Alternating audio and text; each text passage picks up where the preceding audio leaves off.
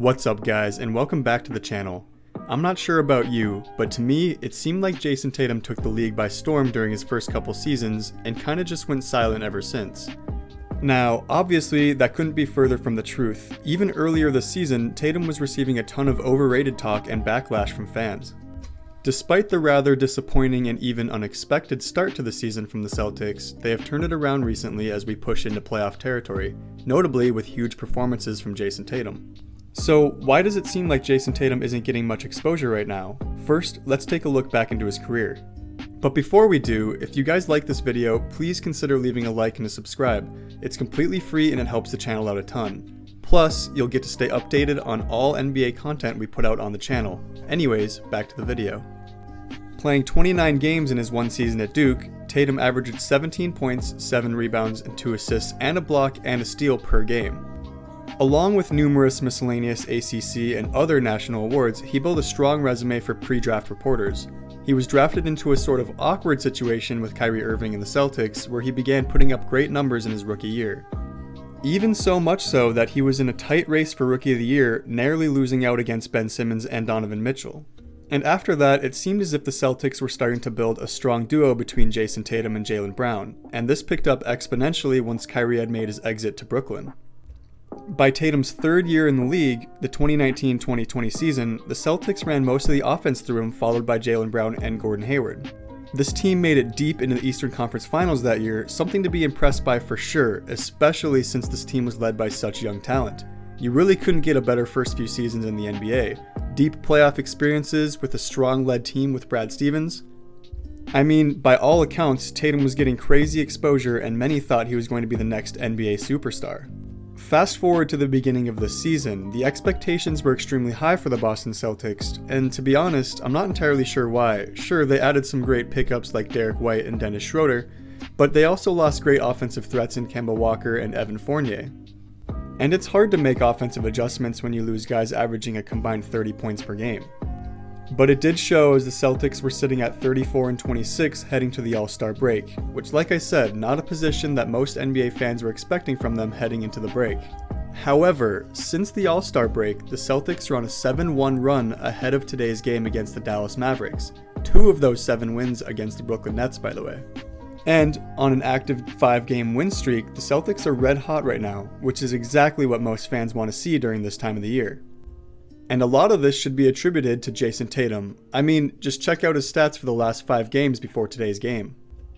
Tatum had 33 points, 8 rebounds, 7 assists, 37 points, 6 rebounds, 5 assists, 54 points, 5 rebounds, 3 assists, 44 points, 5 rebounds, 3 assists, and 31 points, 8 rebounds, 6 assists in the last 5 games. And if those numbers don't surprise you, then maybe I should say that the Celtics are 17-3 over their last 20 games, and Jayson Tatum is averaging 30 points, 7 rebounds, and 5 assists per game in that span.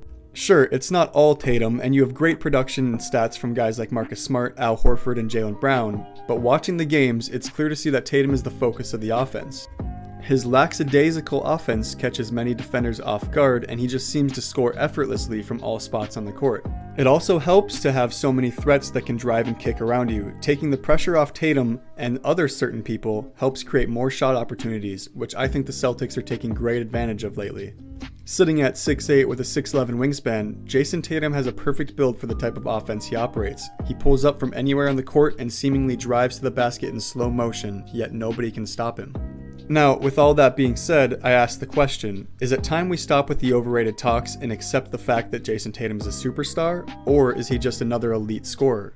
Of course, it depends on what you think makes a superstar. I think there needs to be a full package in offense and defense, a clutch factor and a visible drive to win and improve your team. Many would argue Tatum doesn't have these attributes. But I think the case can be made, especially recently. Here are his stats over the whole season this far. As you can see, he's still putting up fantastic numbers despite the rocky beginning to the season. And this year, there's an intense MVP race between Embiid and Jokic, but some analysts are putting Tatum back on the MVP race ladder. Surely, there's always room for improvement in anybody's game. His defense still seems lazy at times, and he sometimes has poor shot selection in key moments of the game. But one thing most people forget, as he's only 24 years old, the pressure that was sort of handed to him was enough to make any player fold. Overall, I think the future is extremely bright for Jayson Tatum and the Celtics. He is for sure a consistent elite scorer for how young he is. Maybe he's not quite a superstar yet, but surely he's on his way there, and the Celtics are trending in the right direction again at third in the East. I think the Celtics are certainly better than people think they are, and with the way they're playing recently, we can all expect to see them deep in the playoffs this year. But then again, the East is as strong as it's ever been, and anything can happen.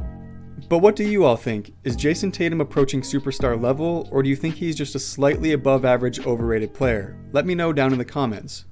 That's going to wrap up today's video though, but before I go, I would like to invite you all to join the official Discord for the channel.